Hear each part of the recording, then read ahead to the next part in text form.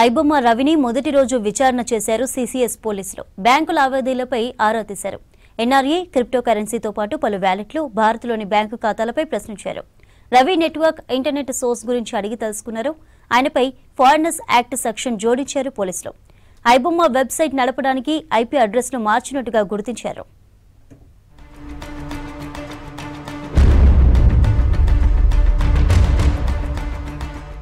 ఐబొమ్మ పేరుతో సినిమాలను పైరసీ చేస్తున్న ఇమ్మడి రవిని అరెస్ట్ చేసినా పైరసీ ఆగట్లేదు.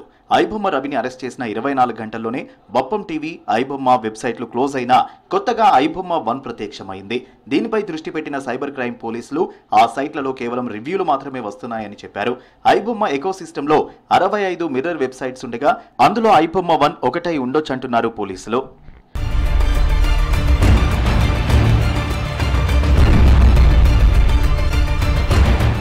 ఉదయం చంచల్గూడ జైలు నుంచి ఐబొమ్మ రవిని సీసీఎస్ ఆఫీస్కు తరలించారు పోలీసులు. సినిమా పైరసీ కేసులో రవిని 5 రోజుల పోలీస్ కస్టడీకి నాంపల్లి కోర్టు అనుమతి ఇచ్చింది.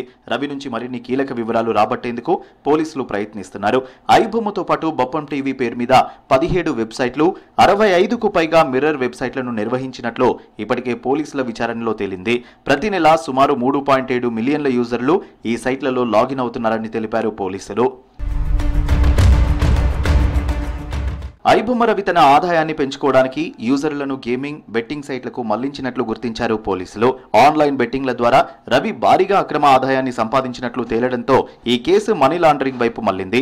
ఈడీ అధికారులు హైదరాబాద్ సిపికి లేఖ రాశారు. హైదరాబాద్ పోలీసులు కేసుకు సంబంధించిన వివరాలు ఇవ్వగానే ఈడీ ఈసీఐఆర్ నమోదు చేసి విచారణను మొదలుపెట్టనుంది. రవిని కస్టడీకి తీసుకున్న పోలీసులు మొదటి రోజు విచారించారు. తొలి రోజు పలు కీలక విషయాలపై రవిని ప్రశ్నించారు అధికారులు.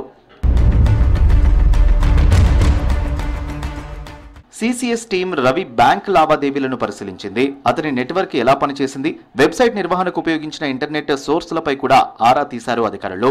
ఈ విచారణలో భాగంగా రవిపై ఫారినర్స్ యాక్ట్ సెక్షన్ కూడా జోడించారు. రవి ఉపయోగించిన ఎన్ఆర్ఈ ఖాతాలు, క్రిప్టో కరెన్సీ ట్రాన్సాక్షన్స్, డిజిటల్ వ్యాలెట్లు, బ్యాంక్ ఖాతాలపై పోలీసులు విచారణ చేస్తున్నారు.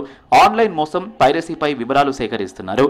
ఐబొమ్మ వెబ్సైట్ నడపడానికి రవి ఎంజెల్ ఐపీ మాస్క్ ఉపయోగించి ఐపీ అడ్రస్లు మారుస్తూ ఆన్లైన్ ట్రేసింగ్ కు అడ్డుకట్ట వేసినట్లు సీసీఎస్ విచారణలో తేలింది.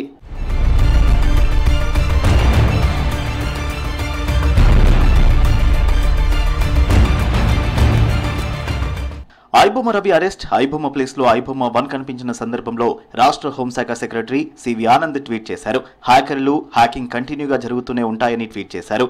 ఒకరిని అరెస్ట్ చేసినంత మాత్రాన పైరసీ ఆగిపోదని, అతడి స్థానంలో మరొకడు వస్తాడని పోస్టు పెట్టారు. పైరసీ ఆగాలంటే ఈజీ మార్గాల్లో డబ్బు సంపాదించాలనే కోరిక తగ్గించుకోవాలని సూచించారు సివి ఆనంద్.